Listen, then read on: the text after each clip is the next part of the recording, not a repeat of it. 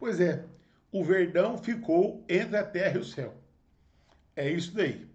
Bom, nesse final de semana, o nosso time empatou em 2-2 com Fortaleza. Foram dois gols de pênalti, sendo um duvidoso, no mínimo duvidoso.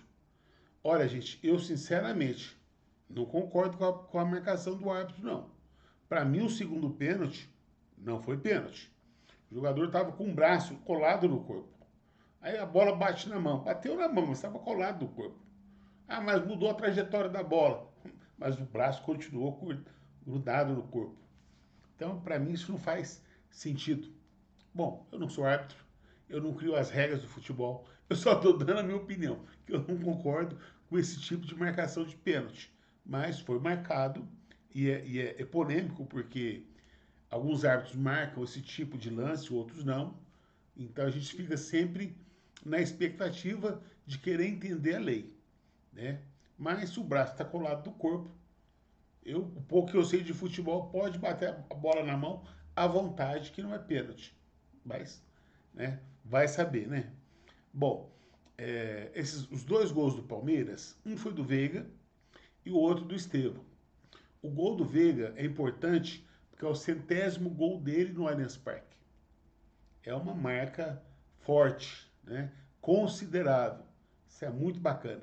O 100º gol dele no Allianz Parque. Então esse é um número muito expressivo. E o gol do Estevão, ele chegou a 11 gols. Ele é artilheiro do Brasileirão ao lado do Pedro do Flamengo. Só que o Pedro não joga mais, né? Então a expectativa é que ele ultrapasse o Pedro. E aí depois o que nós vamos ver é se tem um outro jogador que consiga ultrapassá-lo. Tudo indica que não, porque esse menino está marcando gol quase em praticamente todos os jogos. Bom, pelo menos foi assim nos dois últimos, né? Nos dois últimos. Se eu vou fazer um recorte maior, nós vamos ver que tem mais gols dele aí. Mas enfim, o que vale, né, que são gols importantes, individualmente falando, né?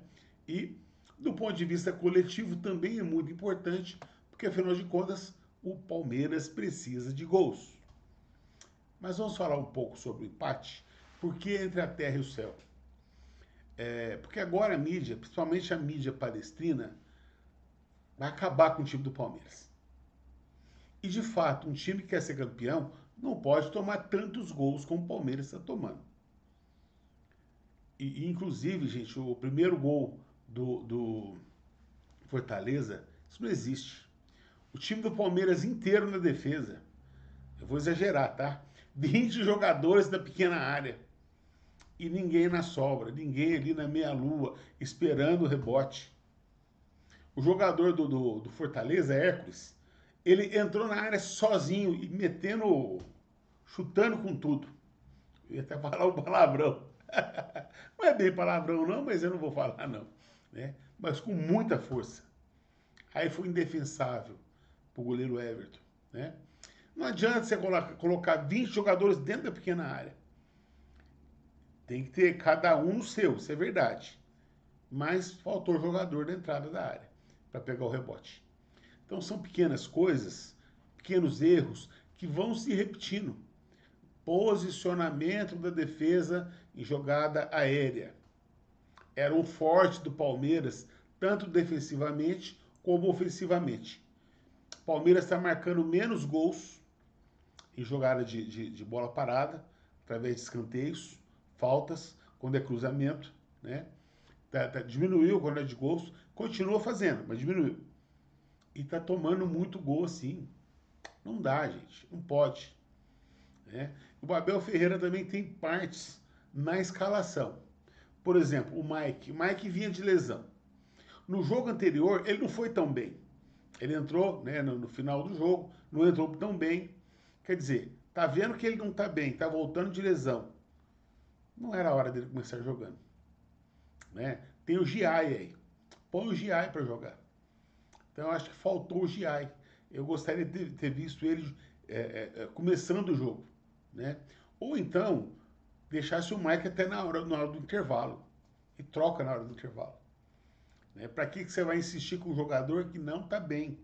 Ainda mais no segundo tempo, que cansa. né? Então, ele falhou feio no segundo gol do Fortaleza, né? E não deveria ter em campo. O Zé Rafael é outro, tá voltando de lesão. E o Fabinho, toda a partida, o Fabinho entra muito bem. Então, quem tinha que começar o jogo era o Fabinho. Por que não o Zé Rafael? Porque está voltando de lesão, porque não faz uma boa temporada. Então, não deveria ter insistido com ele. Tá, Abel? Então, são duas na sua conta. E tem um terceiro jogador na sua conta também, que é o Felipe Anderson, que não está bem. Ele tem, assim, lampejos, né, de boas jogadas, um jogo ou outro, né? Mas, assim, contra o Bragantino ele não jogou, ficou apagado. Aí, contra o Juventude, ele fez uma jogada de mestre, de craque, que é o gol do Estevão, só também. E nesse jogo não fez nada. Aí eu pergunto, não tem um jogador para jogar? Né? Que teoricamente seria o Rony. Do nosso elenco, o Rony. Eu não falo do Dudu, porque o Dudu está voltando de lesão, ele não consegue jogar o jogo todo. Então eu não começaria com o Dudu. Ele entrou no segundo tempo, infelizmente não jogou, não entrou bem, mas nos outros jogos ele vinha entrando bem. Isso é do futebol, faz parte. Mas jogador voltando de lesão tem que ser aos poucos. Então a gente não pode colocar na conta do Dudu o empate, mas a gente pode colocar na conta do Mike, na conta do Felipe Anderson, né? Na conta do Zé Rafael. Então são questões assim do treinador. Porque eu vi a coletiva, Abel. Ah, você tá muito animado, cara. Você vai falar que é porque a torcida do Palmeiras não torceu. O certo, não estou incentivando ninguém, não é isso, pelo amor de Deus. Mas o certo era o torcedor que tá te chamando de burro. Porque você colocou, entrou com o Mike jogando sem ter condições de jogo, com o Zé Rafael sem ter ritmo de jogo. Essas escolhas suas, Abel. A torcida passa muito pano para você no Allianz Parque.